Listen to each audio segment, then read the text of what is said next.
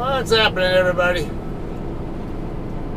Alright, we are in Fort Worth, Texas now. Northbound on I-35W. Yeah, it's a Spur 280 right here to downtown. We just got past I-30 a second ago. We got someone here with a broke down car, looks like. Or a flat tire. Oh no, I don't know. Is that... They didn't have a mishap, did they? These guys are... Oh yeah, that's a mishap. Front end of that car's damaged. Alright, so all that slowdown just for that? I thought it was for the interchange. Alright, so I mentioned in my last video I had a pre-plan to pick up a load out of our Fort Worth drop yard.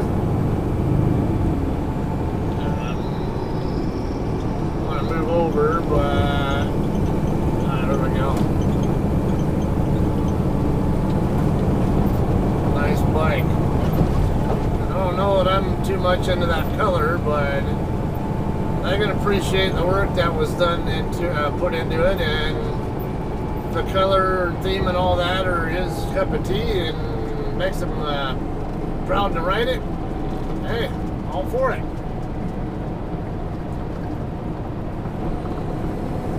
We're allowed to have different tastes.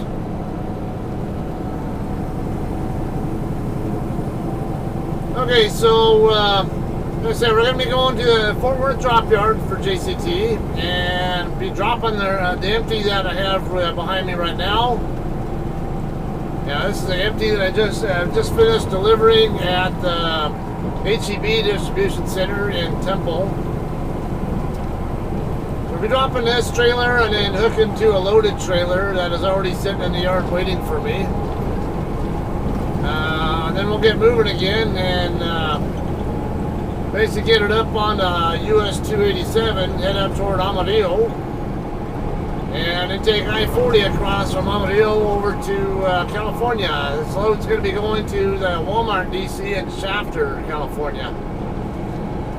I have been to that Shafter DC a few times already, and I know there's been at least 2, maybe 3 times that I've posted YouTube footage of me delivering to that DC as well. But you know, every day can be a different experience, so and why not have some more video footage so you guys stay abreast of what's going on with me? Like what am I doing after Shafter?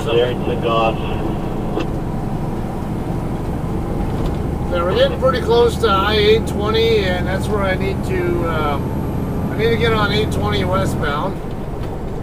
Well, we should try to get back and out before he gets back. So.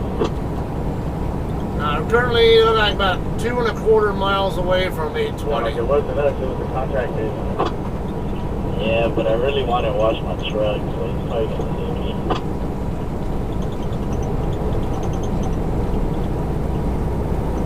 Alright, that interchange is seemingly always under construction. So we'll have that stuff to deal with, and there's an exit that's just east of our drop yard that sometimes I use. I forget the name of it. It starts with an M.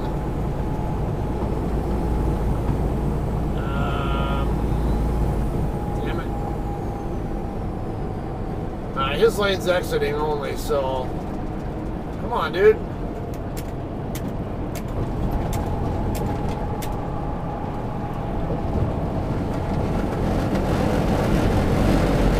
Beecham Boulevard.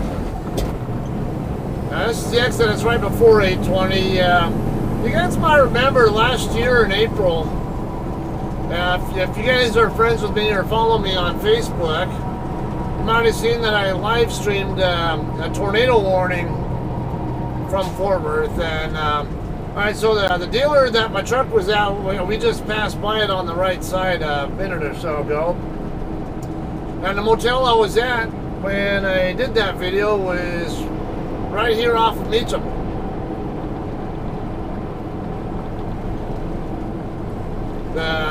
The Radisson, which is actually right up here on the, I can see the top of the Radisson right here on the left. That's where I was at when I did that video. It's not on my YouTube channel, it's just on Facebook.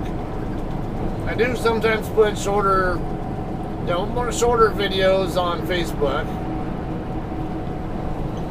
Damn it, JB Hunt, pick up your speed. You put me in bad spots here too, or something. But you're just plain annoying me. Yeah, that's it.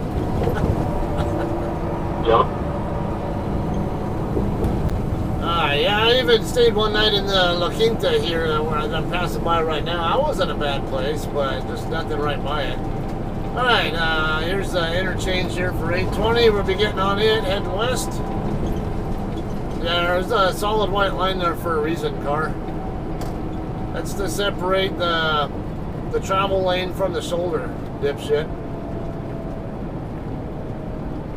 Oh, great. I gotta get slowed down by this guy.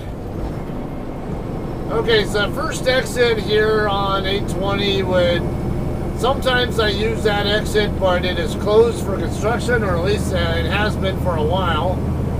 I mean a good while, like at least a year. The very next exit is the one I'll be taking.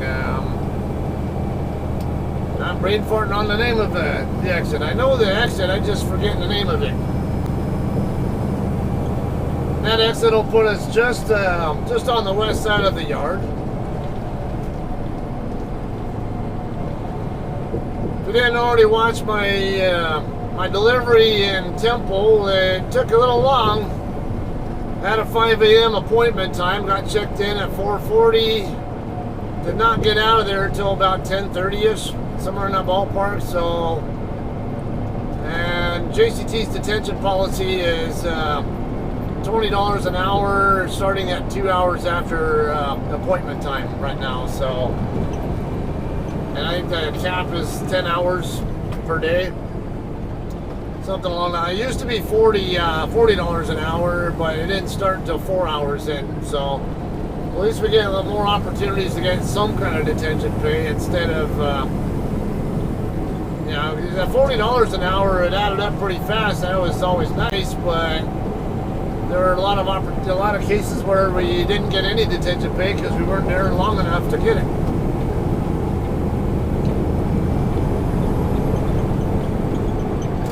Alright, Blue Mound Road, that's the one I was talking about. That's the first exit we can use. We're already past where the exit used to be that I sometimes took. Sometimes I would still take the Blue Mound exits. This guy's killing me.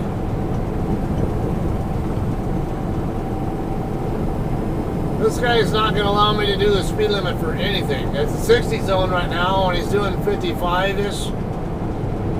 And my exit's coming up, so I can't do anything about it.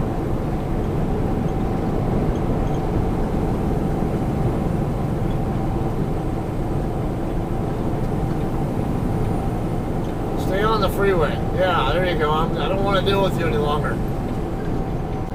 I don't worry about him, because if he was a Grondike truck, which is not, he's a racetrack. But I think it's Grondike.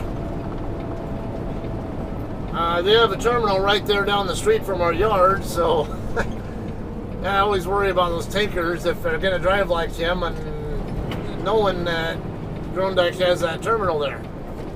It's also another terminal where I think car haulers work at it, if I remember right.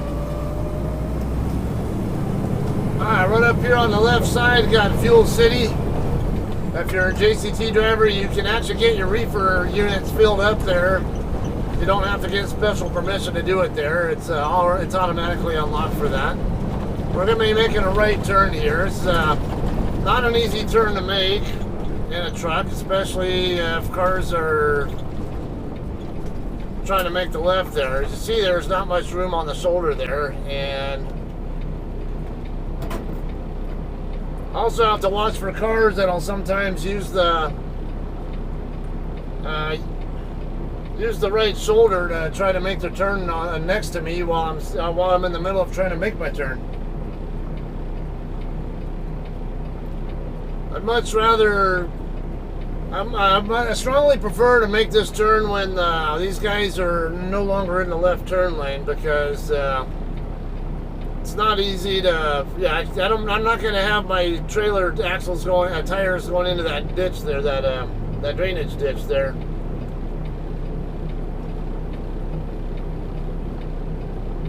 Yeah, there is a call hauler lot over here. I remember that.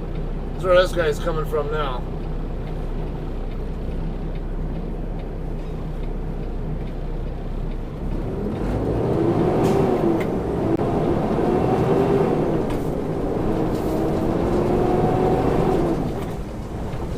See, as wide as I took that turn, and my tandems actually stayed perfectly in my lane. Didn't want them getting too close to the edge of the concretes. Gotta keep that in mind if you guys are newer to driving, is knowing how much space you really need to make your turns, and don't commit to making the turn until you know you have the space you need to work with. If you have to sit there and wait, you sit there and wait. Or you set up differently even to help with that.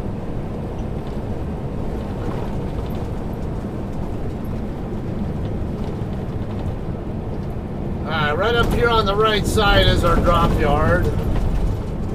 I see there's a right where that car is at. I see another sedan coming out of the lot now.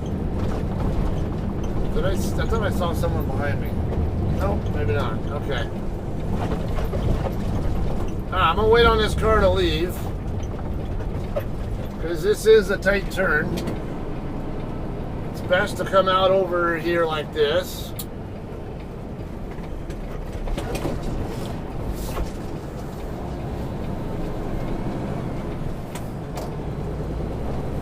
I kind of had plenty of room there, but it really wasn't as much ample space to work with as you might think.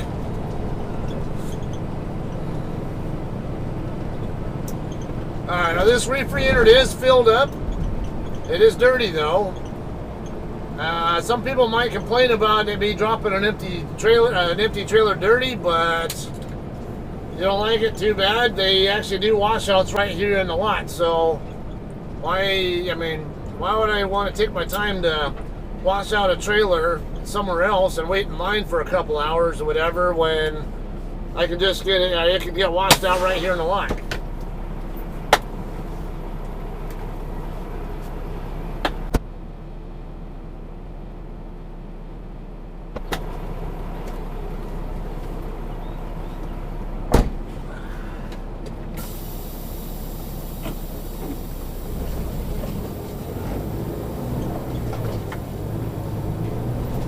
Alright, our logistics division people work here out of this yard.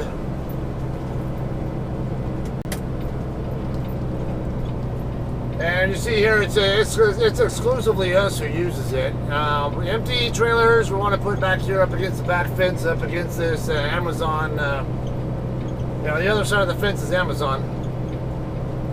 They actually normally have signs over here by our drop yard entrance, warning drivers that the driveway to our lot is not Amazon's lot, and because I guess they've had problems with drivers not being able to find Amazon's lot, and they would use our, I guess our GPSs would direct them to our driveway. Okay, I believe it's this trailer literally right in front of me that I'll be picking up. I remembered it was a 7200 number. That trailer number looks familiar. So it should be the one I'll be hooking to. I'll double check it though.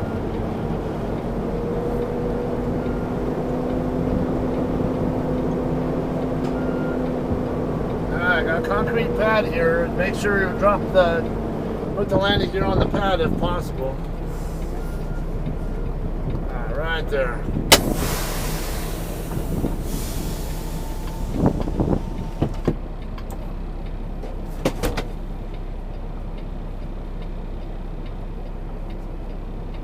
Yeah, it is 7267 right in front of us.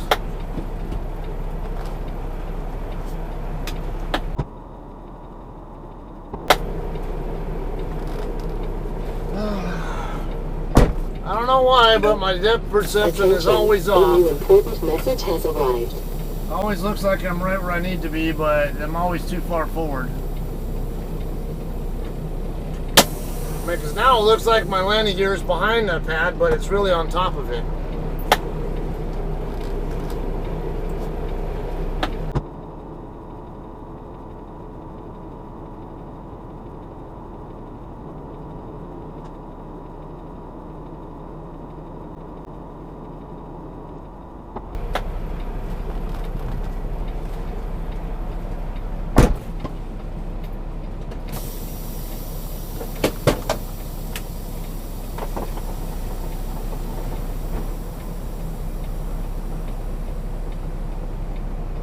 Wait for my gauge to show 0 psi.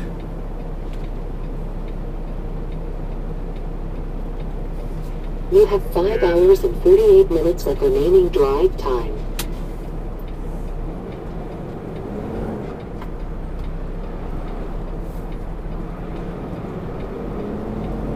I don't really care if I use a little bit of yard moves or my driving line here. I don't really plan to drive too late into the day anyway, because I don't want to show up to full truck stop later on.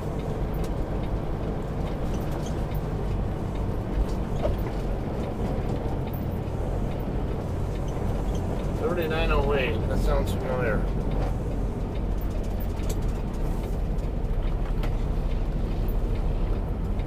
I've got 4404 Delta over there, 3845. 4030 something. Delta 3759.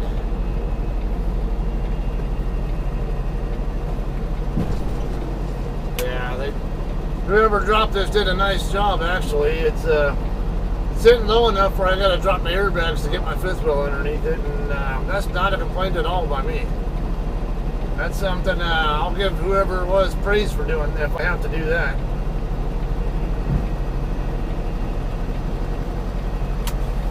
That means they were very courteous and wanted to make it very easy for me to crank the landing gear up after I'm hooked to it.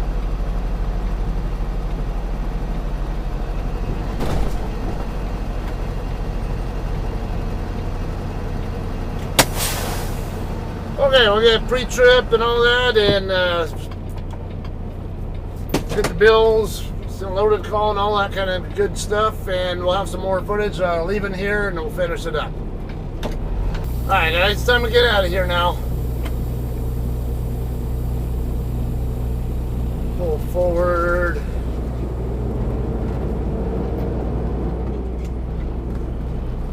It's kind of weird seeing the other two drivers who just left there.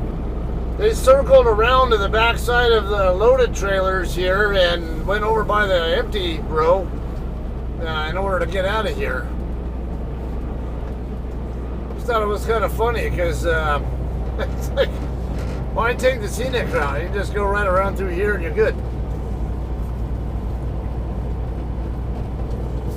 Oh, he hooked me up. He opened the gate for me.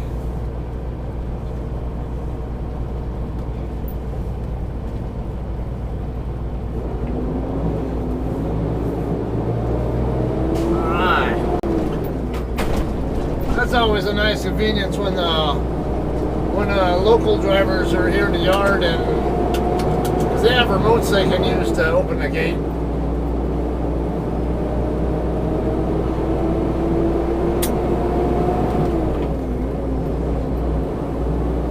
Alright, so I want to get on to 287. We're going to come back over to Mound Road and get right back on 820 eastbound, get over to I-35W, head north on 35W, and not very far up the road I can get on 287. Can also go straight down this street right here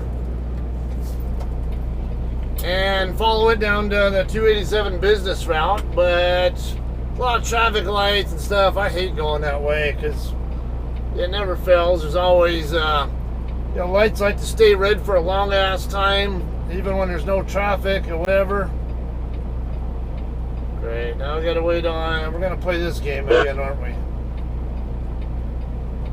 So I got one car coming from the left, like an HHR or something like that, whatever that thing is. No, it's not an HHR. It's a Ford, some kind of Ford.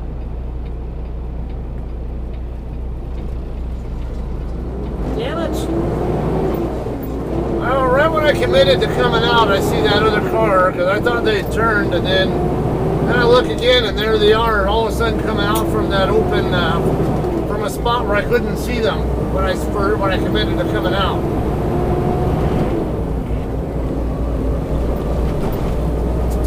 I knew they were there, but they disappeared. Like there's that little S curve right there, and trees and stuff. When I looked back over there, I didn't see them, and I thought maybe they turned. And right when I literally committed to coming out, I see them all of a sudden again. Well, I think we had a slower speed.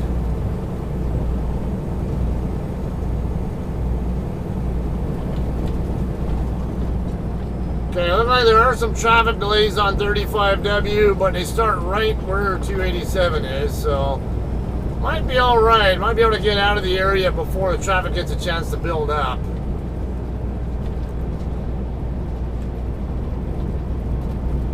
Probably just get us back over to 35W and then call this video a day.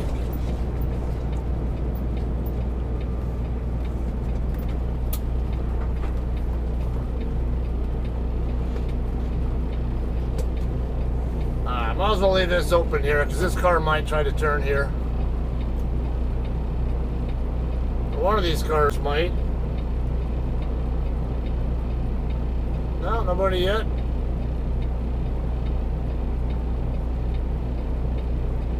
That's why I think this limit line should be further back. Because it's, you can't make the turn with, even if traffic's right there on that limit line, it's not safe to make that turn unless you do a J-hook turn, which is another danger in and of itself. You have 5 hours and 44 minutes of remaining drive time.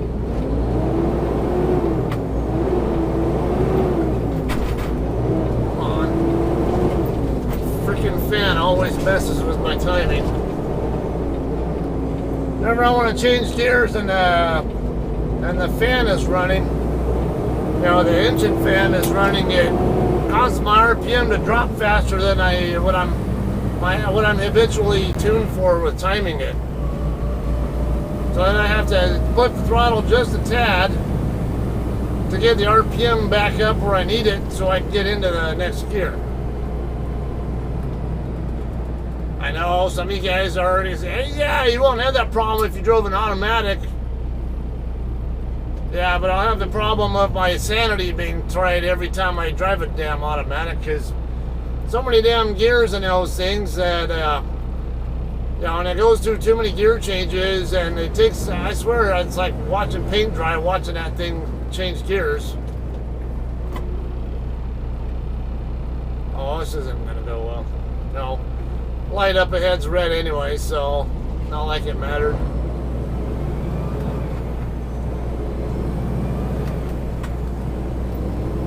I just want to get past the 287 and 35W split before the traffic delay that's there right at that split, before it gets a chance to become a problem for me trying to get onto 287. And it does look like it's stop and go, possibly even completely stop traffic, so yeah, I don't know.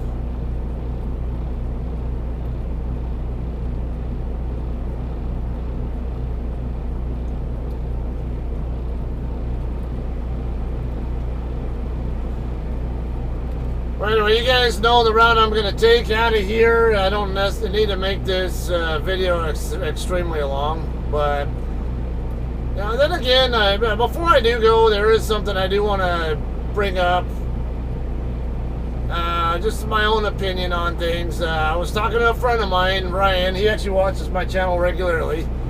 I'm not trying to pick on him or say, yeah, I told you so, whatever, but I'm more soliciting for, if you are a driver, a trucker, what kind of training have you had on this particular aspect that I'm going to talk? What the hell? You fucking lights, really? That would be with strong crosswinds. And actually, those of you guys who are, even when you wouldn't notice that out. Even if you're not truckers, some of you guys, a lot of you guys who watch me regularly are also mutual friends with Scotty, and Scotty D67, that is, if you don't know him. And I know that he's talked about this on his channel in the past, where if you have strong crosswinds, one of the ways to help prevent getting blown over, they say, is to slide your tandems all the way back. And the logic behind that is that when you put your tandems all the way back, it lengthens your wheelbase and makes it more resistant to wanting to roll over. I can see the argument for that based on if just looking at cars. If you go do high-speed corners in a car generally a car with a longer wheelbase will be more resistant to blowing over than a car with a short wheelbase. And then the car with a wider wheelbase will be more resistant to rolling over than a car with a narrow wheelbase. But there's a lot more to it too. There's suspension design differences, because cars that are going to be in high enough performance situations like that usually are going to have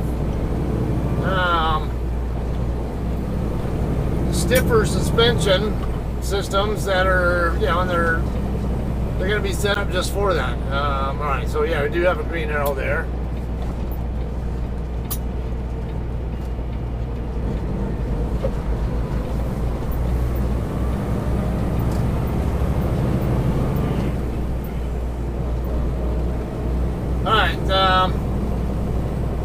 So like I say, I can understand some of the logic that gets used on that. However, I do disagree with that personally. And one of the things to consider on this would be, if you ever watched a truck and trailer blow over in high winds, tell me how that normally happens. More often than not, you're going to see the trailer tires lift up off the ground first. And then the trailer will get so far over that it'll pull the tractor over with it. Now, there are things you can try to do to prevent it from blowing over if you're either making the bad enough decision to be in that situation in the first place, or unlucky enough where it just sometimes happens without your when you can't. Maybe you couldn't have planned it. I do have a friend who had a blowover accident where exactly that happened. He was not expecting it at all,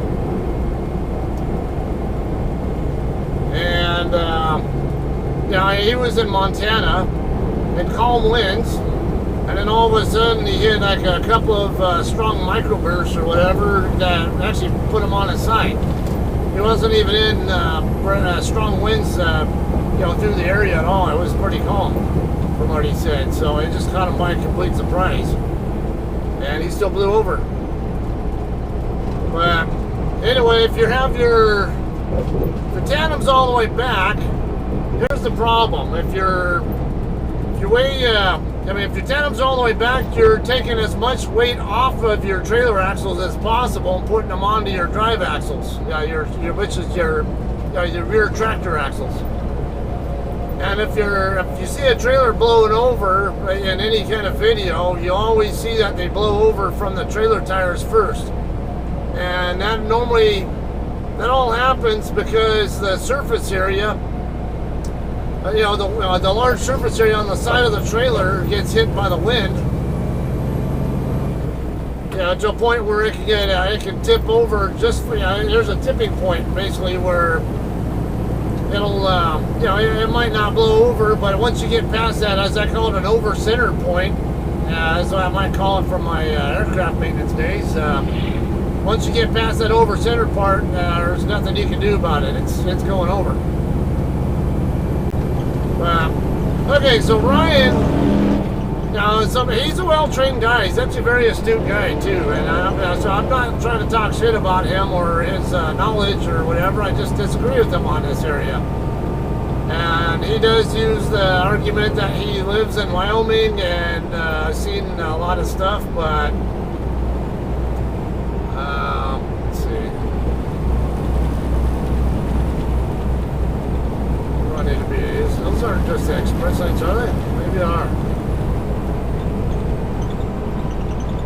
Anyway, his idea is that the wind currents will get underneath the trailer and helps lift it. Oh shit, left lane ends. What, is that my side or the other side? I don't know if that left lane end sign is for my lanes or the express lanes. Well, I'm far enough ahead of this guy now, might as well. Because I do need to slide over, because the very next exit is 287, and that's what I'm getting onto. Alright, so his logic is, like I say, you get the crosswinds, the eddy currents that come through. There's that same motorcycle I saw earlier. The one, that orange bike back there with the guy with the female passenger right behind me. I think that's him. Yeah, it's kind of a coincidence, I guess. Let's see if it's the same guy. Let him catch up. I think that's the same bike, but we'll see. Yeah, I think it is. It looks like he's still got a passenger.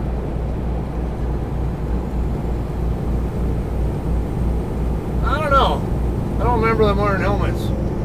Oh, that is the same couple. Okay. Yeah. Okay, so anyway, I say, and again, it's a plausible argument that he has there. And I'm just, even though I disagree with him personally, it's a very plausible argument, and I'm really just wanting to see what other drivers, particularly other truckers, think. Or even better, if you have an engineering background or a physics background especially, how all that works, how that gets affected. If I were to tell you that the tandem's all the way back makes the trailer axles as light as possible, then to me that means that it'll make it even easier to lift the trailer tires up off the ground. Last night I ended up talking to my trainer about this. Trainer has 20 plus years of experience, and I was kind of just picking his brain to see what his input was on it, and to an extent he agreed with me on this. He's kind of in between where myself and Ryan sit on this, and his idea is that you want it to be well balanced. You don't want to have, if you take too much weight off the tandems, then it'll make your drive axles more stable and heavier and possibly more resistant to blowing over that way. But then you still have the problem with the trailer. It will still try to twist the tractor, over if there's still a better chance it'll lift up off the ground. But if you have the tandems the opposite way, you put too much weight on the tandems and take too much weight off the drives. What can happen is now your drive axles will be more prone to sliding, or even like when I picked up in Enid, Oklahoma a couple weeks ago, I was fighting 30 plus mile an hour sustained winds with an empty trailer at the time, and I don't know if I mentioned it in that video. I can't even remember if I did a video on that, where the trailer tires, I could actually watch them sliding over to the right, and then they'd pull back in line with me as I kept driving at steady speed. Now that's how bad the winds were. I could literally see the tires sliding a little bit to the right as I'm driving, and then come back in line with me. Or I could regularly have spurts where I could see down both sides of the trailer, and then the next second later, I can only see the left side and not the right side. So, well balanced, and also, I think if you have too much weight on the trailer axles, you might be a little bit more prone to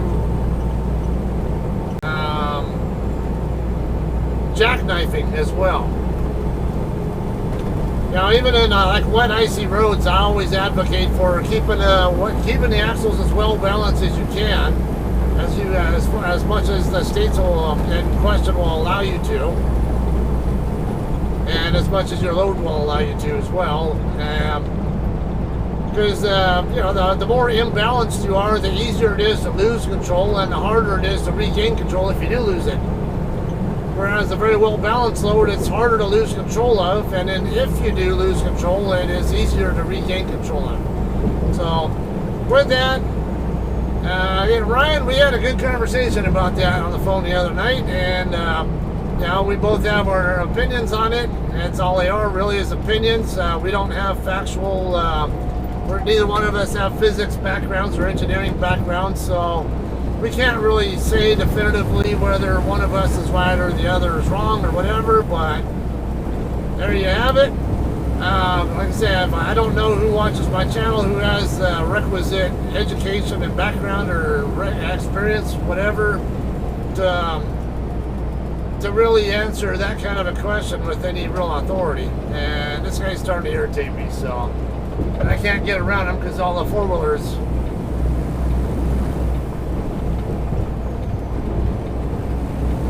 Ah, there we go. He let me over. Holy shit, man. I'm doing 55 and I'm passing him. Are you freaking serious?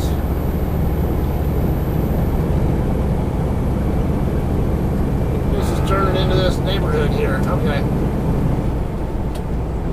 Okay, so that said, I don't want to have the video excessively long, and still has a really good talking point.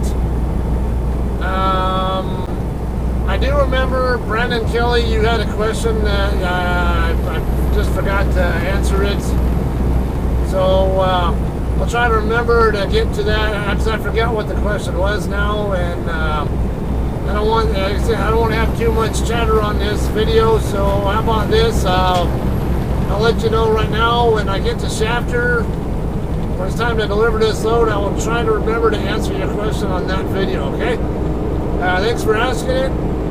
And as always, thanks you guys for watching my channel, and how horrible it might be or how great it might be for whatever. And for those of you guys who watched my pickup video in Auburndale, Florida, Coca-Cola, got a lot more views out of that video than I normally do. Not a huge number, but had over 730 views on it, and at a time I normally only get 90 to 120, so I was a little surprised by that. I was like, what's so special about that video? I'm not really sure. It's not really different from anything else I do for the most part, except for where it was at, I guess.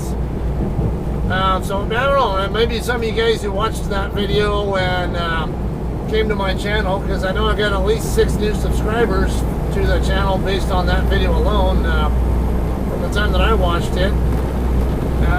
Maybe let me know what you thought about or what got you to hit that subscribe button, just out of curiosity. I want to know what I'm doing right and what I'm doing wrong if possible. So if you guys can give that feedback, great. Alright, aside from that, I'm going to quit rambling, and I will see you guys in Shafter, California. Alright, you guys all have a great day. We'll see you later.